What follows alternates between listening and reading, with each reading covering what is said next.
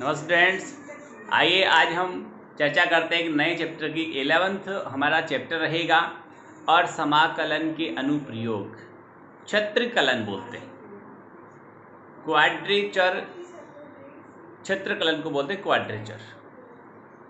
Application of derivative जो हमने chapter पढ़ा था 8th, उसकी तरह ही आज हम पढ़ेंगे एप्लीकेशन ऑफ इंटीग्रल।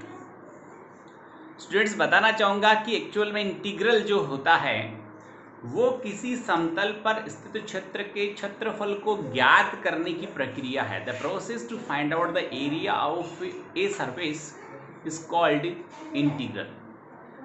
तो समाकलन जो है वो किसी क्षेत्र का क्षेत्रफल ज्ञात करने का प्रोसेस है। और वो कैसे ज्ञात होता है कि जैसे हमने पिछले अध्याय 10th चैप्टर में हमने पढ़ा था कि किसी फलन f(x) का कोटि a तथा b के मध्य जो समाकलन हम कर रहे थे वह समाकलन एक्चुअल में किसी फलन f(x) द्वारा x अक्ष तथा कोटियां x बराबर a और x बराबर b के मध्य घिरे क्षेत्र के क्षेत्रफल को ज्ञात करने की प्रक्रिया थी।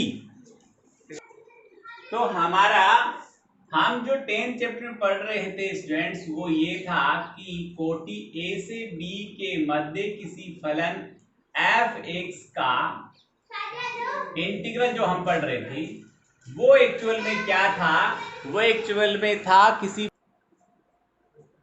यहां इसका मीनिंग क्या था स्टूडेंट्स, जरा देखिए। इसका मीनिंग था कि y बराबर, इसको मैं वक्र बोलूं तो वक्र y बराबर f(x) का x अक्ष से तथा कोटियां या कोटि x बराबर a कोमा y x बराबर b के मध्य घिरे क्षेत्र का क्षेत्रफल। समझ में आई स्टूडेंट्स? यानी हम जो समाकल पढ़ रहे थे, जैसे हमने स्टूडेंट 10.1 में जब शुरुआत की तो हमने योगफल की सीमा द्वारा निश्चित समाकलन पढ़ा था। तो स्टूडेंट क्या होता है कि समाकलन किसी समतल पर स्थित क्षेत्र के क्षेत्रफल को किसी अनंत पदों वाली श्रेणी के योगफल के रूप में ज्ञात करते, जहां प्रत्येक पद शून्य की ओर अग्रसर होता है।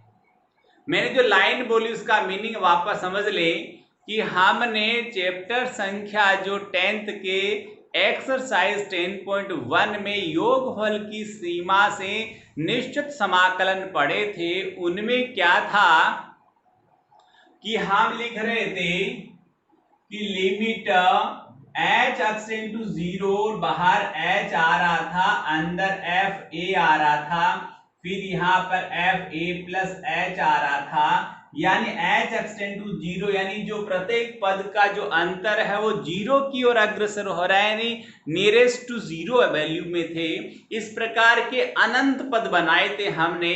तो अनंत पदों की श्रेणी का योगफल जो आ रहा था वो इसके बराबर आ रहा था, यानी किसी वक्र f(x) द्वारा तथा x व कोटि x बराबर a और x बराबर y से घिरे क्षेत्र का क्षेत्रफल क्या होता है, उस फलन का कोटि a तथा b के मध्य x के सापेक्ष समाकल को निरूपित करता है।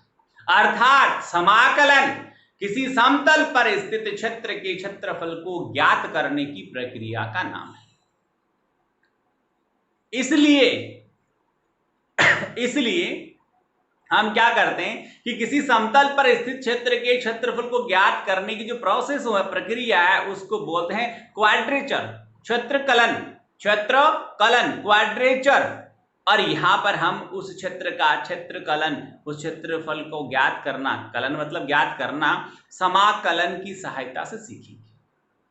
सबसे पहला जो हमारा पॉइंट रहेगा, सबसे पहला हमारा जो तरीका रहेगा क्षेत्रफल ज्ञात करने का, वो ये रहेगा जो मैंने आपको फर्स्ट लिखा है कि किसी फलन y बराबर, किसी वक्र y बराबर एफ एक्स का x एक तथा कोटियां x बराबर a तथा x बराबर b के मध्य घिरे क्षेत्र का क्षेत्रफल इस प्रकार से लिखा जाता है, इस प्रकार से ज्ञात किया जाता है।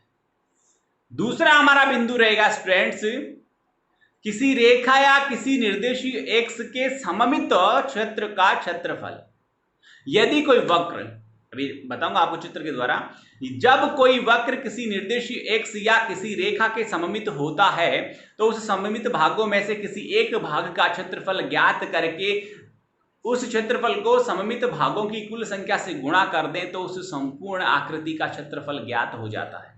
मैंने बोला तो समझना, जब कोई वक्र किसी निर्देशीय x या किसी रेखा के सममित होता है तो उसके सभी भागों में से किसी एक भाग का क्षेत्रफल ज्ञात करके उस क्षेत्रफल को सममित भागों की कुल संख्या से गुणा कर दें तो पूरी आकृति का क्षेत्रफल आ जाया करता है।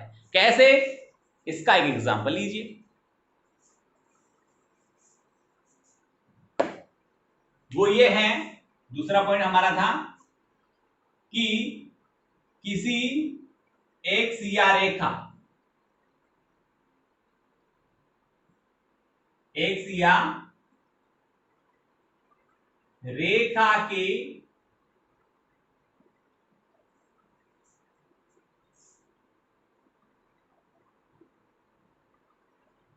सममित वक्र, इसमें क्या था कि जैसे अपने पास में एक वृत्त है, सर्कल है, ये वृत्त दोनों अक्षों के सममित है, एक्स अक्ष के भी है और वाई अक्ष के भी है।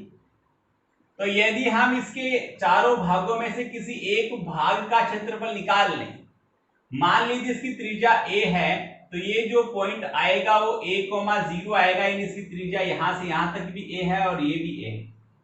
यदि हम इस वृत्त का सूत्र जो हमारे पास होता है वो x² + y² बराबर a² होता है, तो उस वृत्त का क्षेत्रफल यानी वृत्त जो है हमारा इंटू dx, इसका पूरे का यदि क्षेत्रफल हमें निकालना है तो हम क्या करेंगे स्टूडेंट्स, पूरे वृत्त का क्षेत्रफल निकालना है तो हम क्या करेंगे इसको कि इसके एक भाग का 0 से a लिमिट में किसी एक भाग का, कोई सा भी भाग ले लो, एक भाग का क्षेत्रफल ज्ञात करके उसको यदि 4 से गुणा कर दें तो पूरे वृत्त का क्षेत्रफल आ जाया करता है।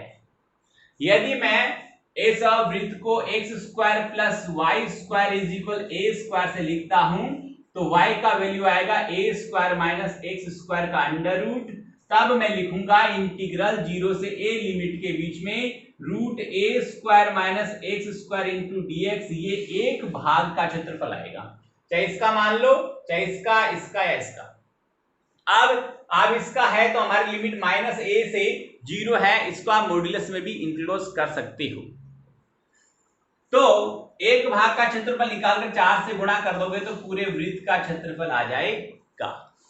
तो ये हमारा दूसरा पॉइंट था कि किसी निर्देशीय एक्स या किसी रेखा के सममित किसी वक्र का क्षेत्रफल उसके सभी सममित भागों में से किसी एक भाग का क्षेत्रफल ज्ञात करके उसके कुल सममित भागों की संख्या से गुणा कर देने पर संपूर्ण आकृति का क्षेत्रफल ज्ञात हो जाया करता है। अब हमारा नेक्स्ट जो पॉइंट है वो है कि एक्स अक्ष के सममित यदि कोई वक्र है तो उसका क्षेत्रफल कैसे होता है, उसका एक आपको एग्जांपल लेकर बताता हूं। एक्स अक्ष के सममित किसी वक्र का क्षेत्रफल, जैसे अपने पास में वक्र y बराबर cos x, ठीक है, वक्र y बराबर cos x का एक्स अक्ष के सममित क्षेत्रफल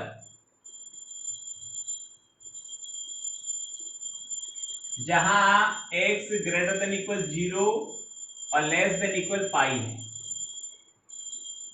तो आपको अच्छी तरह पता है कि 11 चैप्टर में जितने भी आप सवाल सोल्व करने की कोशिश कर रहे हैं स्टूडेंट्स, मैं आपको क्लियर बता दूं कि आपको सबसे पहले उसका डायग्राम ड्रॉ करना आना चाहिए। यदि आपने डायग्राम 100% सही से ड्रॉ कर लिया तो आपका सवाल सही होगा। आप चाहे कितनी ही अच्छी तरकीब लगाएं, कोई आपका आइडियाज़ लगाएं, या फिर कितना भी अच्छा आपको इंटीग्रल आता होगा, विदाउट डायग्राम आप 100% उसका एग्जैक्टली जो इंटीग्रल है या एरिया है वो फाइंड आउट नहीं कर सकते। तो क्या करना है जरा देखें कि ये इसका वक्र जो बनेगा वो यूं आएगा, क्योंकि 0 पे इसका वैल्यू 1 होता है। ये यहां हो गया π/2 और फिर ये वापस वक्र चला गया इधर ऐसे यूं। तो ये वैल्यू किसके ऊपर आया हमारे पास में, 0 पे 1 होता है, π/2 पे 0 होता है और फिर वापस आया हमारे पास में पाई, तो उस पाई पे वापस 1 हो गया, यहाँ पे आ गया पाई से वापस क्या हो गया 1 हो गया। तो जरा देखिए, हमें इस वक्र से घिरे, वक्र और x एक्स से घिरे, वक्र तथा x एक्स से घिरे, यहाँ पर सममित का मतलब भी यही है, वक्र तथा x एक्स से घिरे क्षेत्र का क्षेत्रफल हमें चाहिए। तो यहाँ इंटीग्रल और लिमिट है 0 से पाई, वक्र y इंटू dx का मान जो निकालेंगे वो आएगा इंटीग्रल 0 से π/2 आधा मान, और यहाँ पर आएगा cos x into dx plus modulus integral π/2 से पाई और cos x और इंटू dx। यहाँ स्टूडेंट मॉड्यूलस इसलिए लगाया है कि ये π/2 के प्लस का मीनिंग हो गया सेकंड क्वाड्रेंट, और सेकंड क्वाड्रेंट में कोस नेगेटिव होता है। और जो इंटीग्रल का जो वैल्यू आएगा, हम जितने भी इंटीग्रल आपने देखा होगा कि मॉड्यूलस के जितने भी इंटीग्रल है उनमें भी हमने उसे पॉजिटिव ही बनाया है। उसका रीजन यही था स्टूडेंट कि इंटीग्रल किसी वक्र के द्वारा घिरे समतल पर क्षेत्र का क्षेत्रफल होता है, इसलिए क्षेत्रफल कभी भी ऋणात्मक नहीं होता। और इसी कारण से हम जितने भी इंटीग्रल फाइंड आउट किए हैं उनका जो रिजल्ट हमने जो निकाला है वो रिजल्ट हमेशा एक पॉजिटिव वैल्यू ही शो की है। पॉजिटिव वैल्यू का मीनिंग है कि जितने भी मॉड्यूलस में हमने फंक्शन पढ़े थे उनको हमने, जैसे एक 1 - x² पढ़ा था और x का वैल्यू आप 1 रखने पर 0 होता है तो उसके नीचे रखने पर नेगेटिव आ रहा है, तो हमने उसके पहले माइनस लगा दिया था क्योंकि उसका रिजल्ट नेगेटिव आ रहा था, पहले हमने माइनस लगा दिया था, वापस क्या हो गया पॉजिटिव। तो ऐसा ही यहाँ पर मैंने इसको पॉजिटिव बनाने के लिए या तो इसके पहले माइनस लगा दूं और या फिर इसको मॉड्यूलस में ले लूं तो इसका रिजल्ट पॉजिटिव हो जाएगा, क्योंकि हम एरिया फाइंड आउट कर रहे हैं।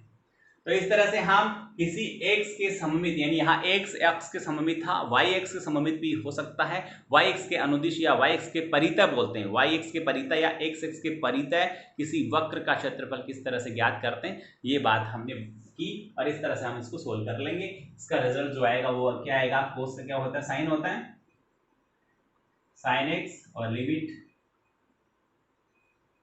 0 से π/2, यहाँ मॉड्यूलस लगी जाएगा, ये हो गया साइन x और जो लिमिट रहेगी वो रहेगी π/2 से पाई। इसका आगे सॉल्यूशन जो आएगा वो π/2 रखा जाए पहले, यानी पहले अपर लिमिट रखी जाती है फिर लोअर लिमिट रखी जाती है। π/2 पे वैल्यू आता है 1 और उस पे आता है 0, ओके, और प्लस यहाँ मॉड्यूलस लग रहा था, ये पाई रखेंगे पहले, तो साइन जो पाई है उसका वैल्यू आएगा हमारे पास में 0, साइन पाई का वैल्यू आएगा हमारे पास में 0, तो पहले आया 0 और माइनस π/2 का वैल्यू आएगा 1, तो मॉड्यूलस इसलिए प्लस का 1 हो जाएगा, तो प्लस का 1 और प्लस का 1 रिजल्ट आया हमारे पास में 2 यूनिट, इसका आंसर आ गया 2 इकाई इसका आंसर आ गया। इकाई इसलिए लगाया मैंने यहाँ पर क्योंकि एक क्षेत्रफल को निरूपित कर रहा है, इसलिए मैंने यहाँ पर इकाई लगा दी, यहाँ सेमी स्क्वायर या मीटर स्क्वायर नहीं लगाया जाता। तो स्टूडेंट इस प्रकार से मैंने आपको x एक्स के परितः किसी वक्र का क्षेत्रफल कैसे ज्ञात करते हैं ये आपको मैंने एक्सप्लेन किया है। अब हमारा जो नेक्स्ट जो टॉपिक का पॉइंट जो रहेंगे वो ये रहेंगे कि हम सिंपल जितने भी जिस तरह के वक्र होते हैं उनके बारे में एक बार जानकारी प्राप्त करें। मैं कुछ वक्रों की जानकारी दूंगा और इस चैप्टर में हम पढ़ेंगे, देखो सिंपल हमारे पास में पैराबोला हो सकता है, परवलय जितने भी हैं वो हो सकते हैं, वृत्त हो सकते हैं हमारे पास, दीर्घ वृत्त केवल मानक सूत्र वाले दीर्घ वृत्त ही होंगे, बाकी दीर्घ वृत्त खूब होते हैं, वो हमें नहीं यहाँ पढ़ने, उनके बारे में हमें यहाँ पर क्षेत्रफल ज्ञात नहीं करना है। हम वृत्त, दीर्घ वृत्त केवल मानक सूत्र वाले और वक्र और या जो सामान्य रेखाएं होती है उनके द्वारा घिरे हुए क्षेत्र का क्षेत्रफल ज्ञात करना सीखेंगे। तो मैं यहाँ पर एक बार आपको वक्र, दीर्घ वृत्त और वृत्त के बारे में जानकारी देता हूँ, उसके बाद हम आगे इनके क्षेत्रफलों की चर्चा करेंगे।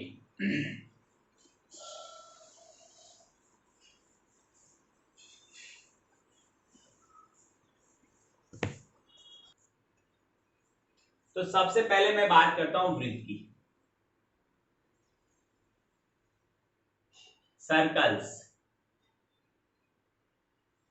सर्कल्स में क्या होता है स्टूडेंट्स, जो मानक सूत्र होता है इसका, जिसे हम स्टैंडर्ड फॉर्मूला बोलते हैं, इसका जो मानक सूत्र होता है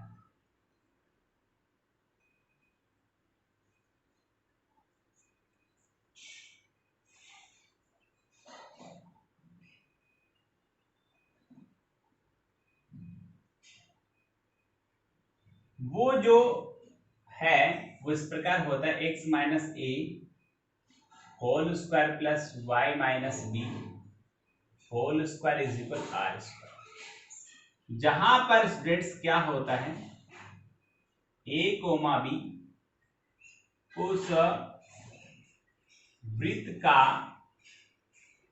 केंद्र है तथा आर उसकी त्रिज्या है। अब यहां कुछ विशेष स्थिति की हम बात करें तो वो विशेष स्थिति ये बनती है कि यदि उस वृत्त का केंद्र मूल बिंदु है, केंद्र कौन है, मूल बिंदु है, तब a, b का मान 0, 0 हो जाएगा। जब a तथा b 0, 0 हो जाते हैं तो उसका जो समीकरण बनता है वो समीकरण बनेगा x square plus y square is equal r square. ध्यान रखिए,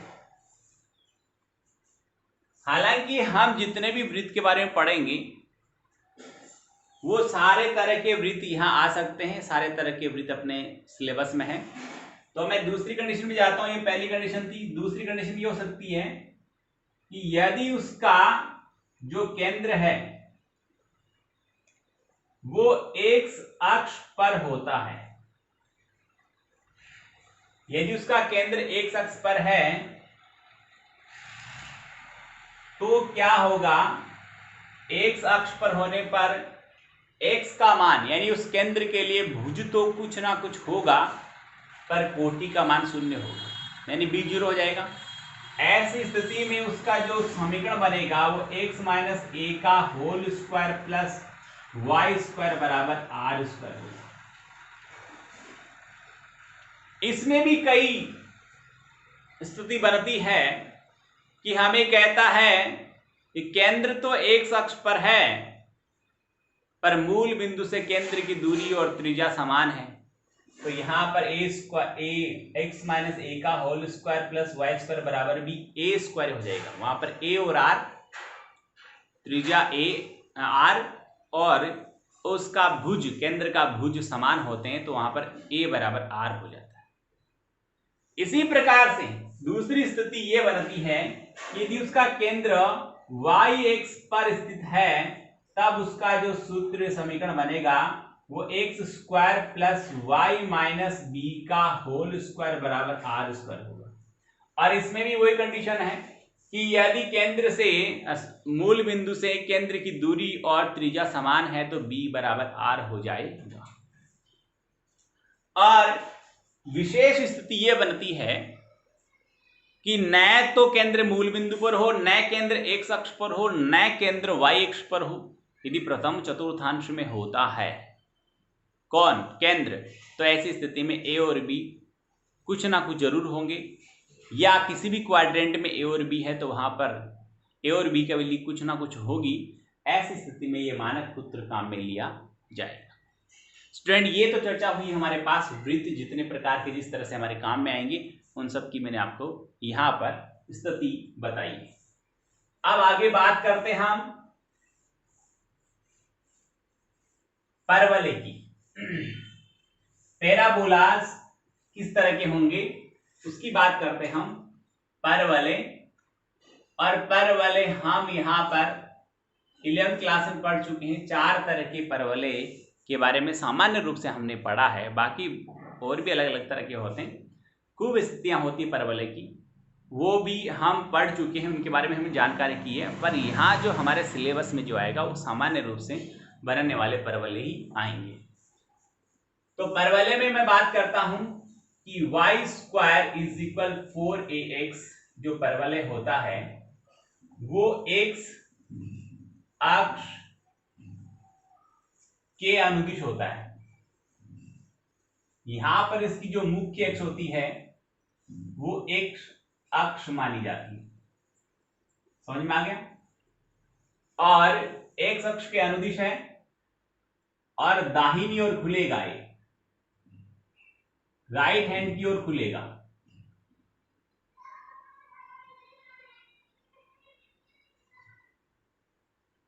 ठीक है।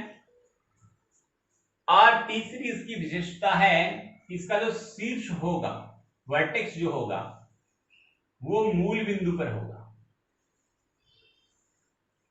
इसका जो वर्टेक्स होगा वो मूल बिंदु पर होगा, इस तरह से होगा,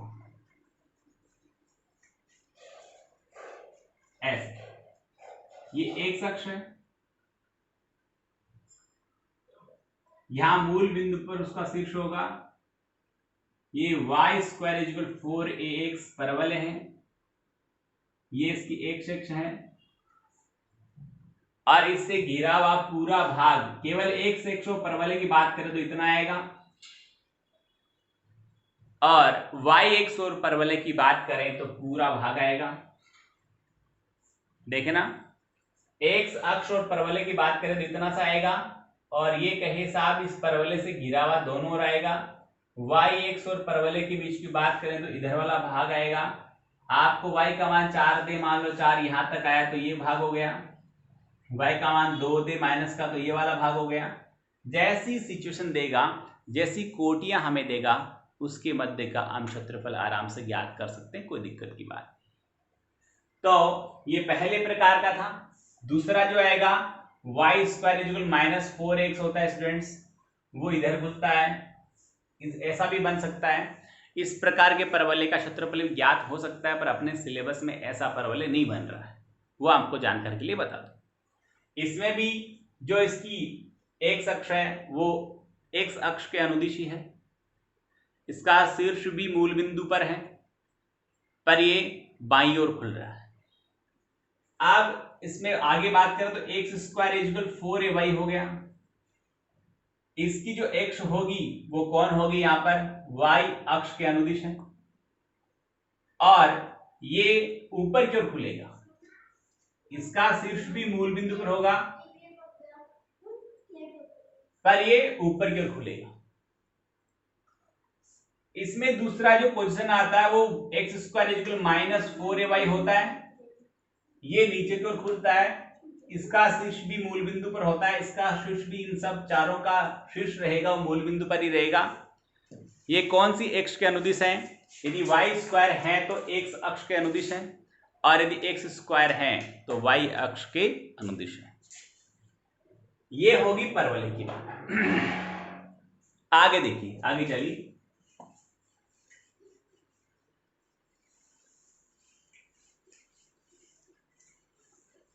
नेक्स्ट हमारा जो पॉइंट रहेगा वो मैं बात कर रहा था दीर्घ वृत्त की।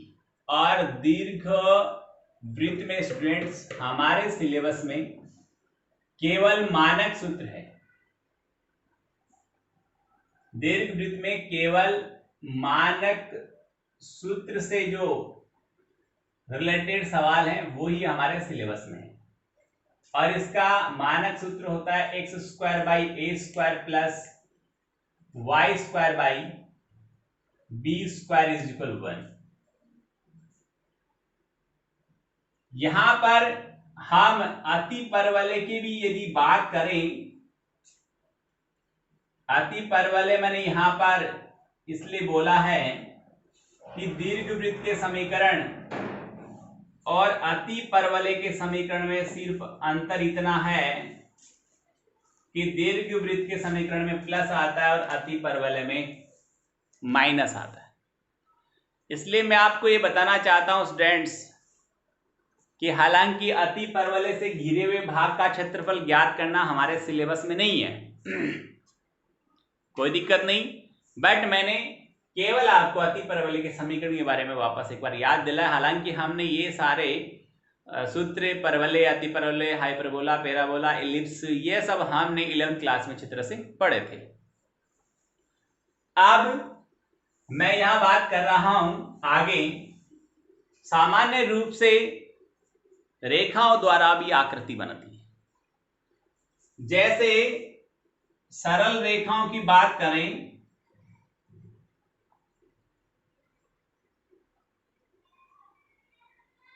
तो यहां हमारे पास कई तरह की रेखा आएगी। सामान्य रूप से x प्लस वाई बराबर 2 दे दिया मैंने। इसकी रेखा हम x का मान 0 रखेंगे तो y का मान 2, y का मान 0 रखेंगे x का मान 2, दो बिंदु आ गए, यानी 0,2 हो गया, 2,0 हो गया। उन बिंदुओं को हम प्लॉट करेंगे, ग्राफ में नहीं करेंगे, हम सामान्य रूप से उसका पैमाना अपनी कॉपी में लेकर प्लॉट करेंगे, उसकी रेखा बनाएंगे, फिर हमें कौन सा क्षेत्रफल ज्ञात करना है उसकी बात करेंगे।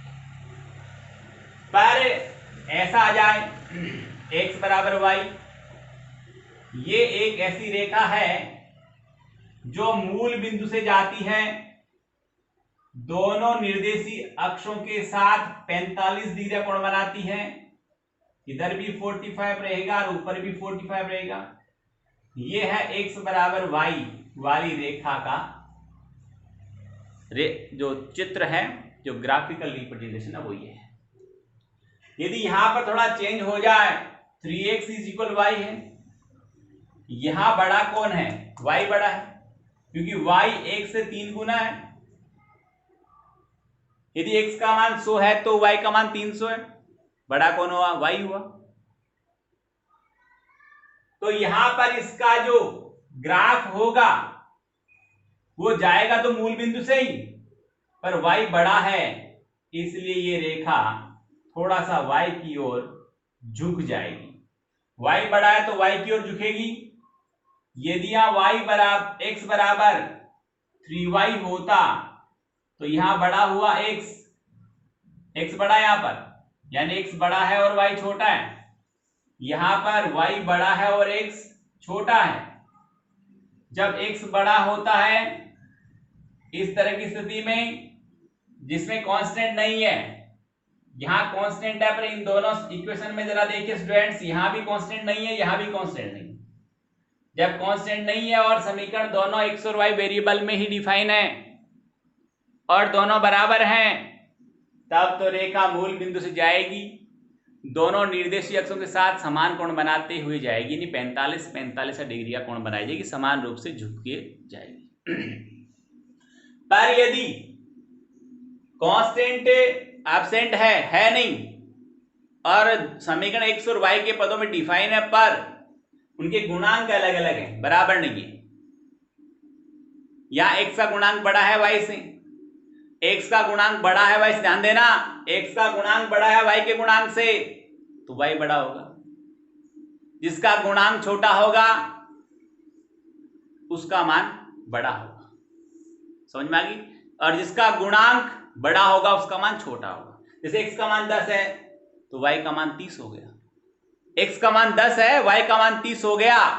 तो स्टूडेंट आप देखें यहां पर कि जिसका गुणांक बड़ा होता है उसका मान छोटा होता है, जिसका गुणांक छोटा होता है उसका मान बड़ा होता है। तो मैं सिंपल सी बात ही करूंगा कि यहां y बड़ा है तो ये रेखा जाएगी तो मूल बिंदु से पर y की ओर झुक जाएगी। यहां x बड़ा है तो रेखा जाएगी तो मूल बिंदु से पर थोड़ी y की ओर झुक जाएगी। इस तरह से हम आइडियल डायग्राम बनाएंगे और डायग्राम के अकॉर्डिंग ही हम उसे क्षेत्रफल का आकलन करेंगे। जैसे फॉर एग्जांपल हमारे पास ऐसा होता है कि एक डायग्राम, फॉर एग्जांपल अपने पास में एक परवल है जिसमें x स्क्वायर इक्वल 4ay लिखा है तो उसका मुंह ऊपर होगा और उसमें एक रेखा आ रही है। अब परवलय और रेखा द्वारा परिबद्ध क्षेत्र इस प्रकार का होगा, यानी एट फर्स्ट हमें ये भी आइडेंटिफाई करना है कि हमें पूछ कौन से भाग के क्षेत्रफल की पूछ कौन सा क्षेत्रफल रहा है, यानी कौन से भाग का क्षेत्रफल हमें ज्ञात करना है, ये भी हमें आइडेंटिफिकेशन करना आना चाहिए। अब यहाँ पर डायरेक्टली आप कैलकुलेट करें तो कोई आपके पास में यहाँ पर मेजरमेंट या फिर कोई फॉर्मूला या फिर कोई ट्रिक नहीं होता। यहाँ पर समाकल का ही अनुप्रयोग करना पड़ेगा। एप्लीकेशन ऑफ इंटीग्रल यूज करेंगे तो हम यहां से लंब डालेंगे और हम इस रेखा और इस x से घिरे भाग का क्षेत्रफल ज्ञात करेंगे। तो हमारे पास ये पूरा समलंब चतुर्भुज का क्षेत्रफल आ जाएगा। फिर हम इस परवलय और x अक्ष के बीच के भाग का क्षेत्रफल निकालेंगे, दोनों ये ब्लैंक वाले पार्ट आएंगे। हमने जब एक इस रेखा और x अक्ष के बीच का भाग निकाला था उसमें से ये दोनों ब्लैंक पार्ट हम सब्ट्रैक्ट करेंगे, माइनस करेंगे तो ये वाला एरिया हमें पता हो जाएगा। तो यहां पर सबसे बड़ी कलाकारी, सबसे बड़ा टैलेंट, सबसे बड़ा कॉमन सेंस ये है कि डायग्राम एग्जैक्टली बनना चाहिए। उसमें से कौन से पार्ट को हमें पूछ रहा है वो हमें आइडेंटिफाई करना आना चाहिए। और तीसरी बात, उसमें लिमिट कैसी लगेगी वो भी हमें एग्जैक्टली लिखनी आनी चाहिए।